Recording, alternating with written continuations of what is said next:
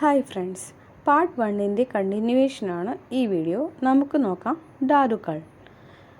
പ്രകൃതിയാൽ രൂപപ്പെട്ടതും രാസഭൗതിക സവിശേഷതകളോട് കൂടിയതുമായ ജൈവ അജൈവ പദാർത്ഥങ്ങളാണ് ധാതുക്കൾ. പെട്രോളിയം, ഇരുമ്പയിര്, ബോക്സൈറ്റ് തുടങ്ങിയവ ഇതിന് ഉദാഹരണങ്ങളാണ്. ഇത്തരം ധാതുക്കൾ നമുക്ക് നേരിട്ട് ഉപയോഗിക്കാൻ സാധിക്കുകയില്ല. ഭൂവൽക്കത്തിൽ അയിരിൻ്റെ രൂപത്തിൽ കാണപ്പെടുന്ന ധാതുക്കൾ ഖനനത്തിനും സംസ്കരണ പ്രക്രിയയ്ക്കും ശേഷം മാത്രമാണ് ഉപയോഗയോഗ്യമാകുന്നത്. ഖനനത്തിലൂടെ മാലിന്യങ്ങൾ കലർന്ന അസംസ്കൃത രൂപത്തിലാണ് ധാതുക്കൾ ഭൂവൽക്കത്തിൽ നിന്നും ലഭിക്കുന്നത്. ഇതിനെ അയിര് എന്ന് വിളിക്കുന്നു. ഈ അയിരിനെ വിവിധ സംസ്കരണ പ്രക്രിയയിലൂടെ മാത്രമേ മൂല്യവത്തായ ധാതുക്കളാക്കി മാറ്റുവാൻ സാധിക്കുകയുള്ളൂ. നെക്സ്റ്റ് ഒരു ആക്ടിവിറ്റി തന്നിട്ടുണ്ട്. പെട്രോളിയം, ഇരുമ്പയിര്, ബോക്സൈറ്റ്. തന്നിരിക്കുന്ന ധാതുക്കളിൽ നിന്നും ലോഹത്തിൻ്റെ അംശമുള്ള ധാതുക്കളെ തിരിച്ചറിയുക. ഏതായിരിക്കും? ഇരുമ്പയിര്, ബോക്സൈറ്റ്. അടങ്ങിയിരിക്കുന്ന പദാർത്ഥങ്ങളുടെയും ഭൗതിക സവിശേഷതകളുടെയും അടിസ്ഥാനത്തിൽ ധാതുക്കളെ രണ്ടായി തിരിക്കാം. ഏതൊക്കെയാണ്?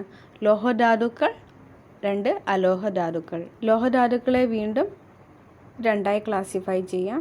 ഇരുമ്പിൻ്റെ അംശമുള്ള ലോഹധാതുക്കൾ, ഇരുമ്പിൻ്റെ അംശമില്ലാത്ത ലോഹധാതുക്കൾ. അലോഹധാതുക്കളെ വീണ്ടും രണ്ടായി ക്ലാസിഫൈ ചെയ്യാം. ജൈവധാതുക്കൾ, അജൈവധാതുക്കൾ. അടുത്തത് നമുക്ക് ലോഹധാതുക്കൾ എന്താണെന്ന് നോക്കാം. പ്രകൃതിയിൽ സ്വാഭാവികമായി കാണപ്പെടുന്ന ലോഹത്തിൻ്റെ അംശമുള്ളവയാണ് ലോഹധാതുക്കൾ. സംസ്കരണ പ്രക്രിയയിലൂടെ ലോഹധാതുക്കളിൽ നിന്നും വേർതിരിച്ചെടുക്കുന്ന ലോഹം സാധാരണയായി കടുപ്പമുള്ളതും തിളക്കമുള്ളതുമാണ്.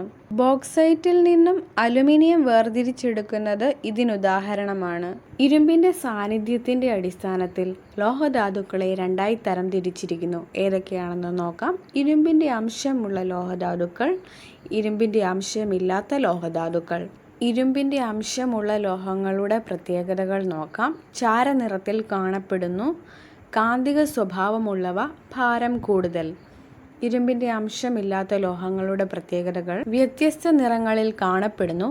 കാന്തിക സ്വഭാവമില്ലാത്തവ, താരതമ്യേന ഭാരം കുറവ്. അടുത്തത് നോക്കാം. അലോഹധാതുക്കൾ. ലോഹത്തിൻ്റെ അംശമില്ലാത്ത ധാതുക്കളെ അലോഹധാതുക്കൾ എന്ന് പറയുന്നു. അലോഹധാതുക്കൾക്ക് കാഠിന്യം, തിളക്കം, വഴക്കം തുടങ്ങിയ ഗുണങ്ങൾ താരതമ്യേന കുറവാണ്. ജൈവധാതുക്കളെന്നും അജൈവധാതുക്കളെന്നും അലോഹധാതുക്കളെ രണ്ടായി തരം തിരിച്ചിരിക്കുന്നു. കൽക്കരി, പെട്രോളിയം പോലുള്ള ജൈവധാതുക്കളിൽ ജൈവിക ഘടകങ്ങൾ അടങ്ങിയിട്ടുണ്ട്. എന്നാൽ ഗ്രാഫൈറ്റ്, കളിമണ്ണ് പോലുള്ള അജൈവധാതുക്കളിൽ അജൈവിക ഘടകങ്ങളാണ് അടങ്ങിയിട്ടുള്ളത്. വൈവിധ്യമാർന്ന ധാതുക്കളാൽ സമ്പന്നമാണ് ഇന്ത്യ. രാജ്യത്തിൻ്റെ ഭൂമിശാസ്ത്ര പ്രത്യേകതകൾ ധാതു വൈവിധ്യത്തിന് കാരണമായിട്ടുണ്ട്.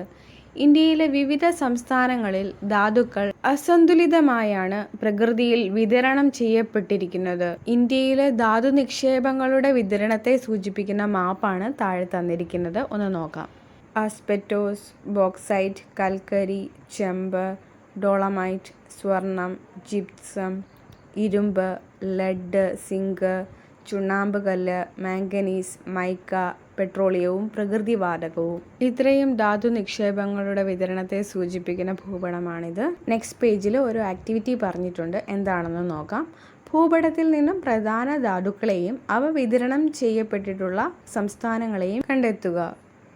ധാതുക്കൾ. സ്വർണം. സംസ്ഥാനങ്ങൾ: മധ്യപ്രദേശ്, ആന്ധ്രാപ്രദേശ്, കേരളം, കർണാടകം, ജാർഖണ്ഡ്. അടുത്തത് ഇരുമ്പ്. ഇരുമ്പ് ഏത് സംസ്ഥാനങ്ങളിലൊക്കെ ഉണ്ടെന്ന് നമുക്കൊന്ന് പരിശോധിക്കാം. ഇരുമ്പിനെ സൂചിപ്പിക്കുന്നത് കറുത്ത ഒരു സർക്കിളും അതിൻ്റെ ചുറ്റും ഒരു റിങ്ങും, കറുത്ത റിങ്ങും. എവിടെയൊക്കെയുണ്ട്? രാജസ്ഥാനിലുണ്ട്, ഉത്തർപ്രദേശിലുണ്ട്, മഹാരാഷ്ട്രയിലുണ്ട്, കർണാടകത്തിലുണ്ട്, കേരളത്തിലുണ്ട്, തമിഴ്നാട്ടിലുണ്ട്, ഛത്തീസ്ഗഡിലുണ്ട്, ഒഡീഷയിലുണ്ട്, ജാർഖണ്ഡിലുണ്ട്. ഓക്കെ, ഇത്രയും സംസ്ഥാനങ്ങളിലാണ് ഇരുമ്പുള്ളത്. അടുത്തത് കൽക്കരി. ബ്ലാക്ക് ഡോട്ട് വെച്ചാണ് കൽക്കരിയെ സൂചിപ്പിക്കുന്നത്. നമുക്ക് നോക്കാം ഏതൊക്കെ സംസ്ഥാനങ്ങളിൽ കൽക്കരി വിതരണം ചെയ്യപ്പെട്ടിട്ടുണ്ടെന്ന്. ലഡാക്ക്, മധ്യപ്രദേശ്, മഹാരാഷ്ട്ര, ഒഡീഷ, ജാർഖണ്ഡ്, ഉത്തർപ്രദേശ്, അസം, മേഘാലയ, അരുണാചൽ പ്രദേശ്, പശ്ചിമ ബംഗാൾ. അടുത്തത് മാംഗനീസ്. നോക്കാം ഏതൊക്കെ സംസ്ഥാനങ്ങളിൽ മാംഗനീസ് വിതരണം ചെയ്യപ്പെട്ടിട്ടുണ്ടെന്ന്. രാജസ്ഥാൻ, ഗുജറാത്ത്, മധ്യപ്രദേശ്, ഒഡീഷ, ബീഹാർ എന്നീ സംസ്ഥാനങ്ങളിൽ മാംഗനീസ് വിതരണം ചെയ്യപ്പെട്ടിട്ടുണ്ട്. സോ ഇന്നത്തെ ക്ലാസ്സിൽ നമ്മൾ ഇത്രയുമാണ് നോക്കുന്നത്. ബാക്കി നമുക്ക് അടുത്ത ക്ലാസ്സിൽ നോക്കാം. താങ്ക്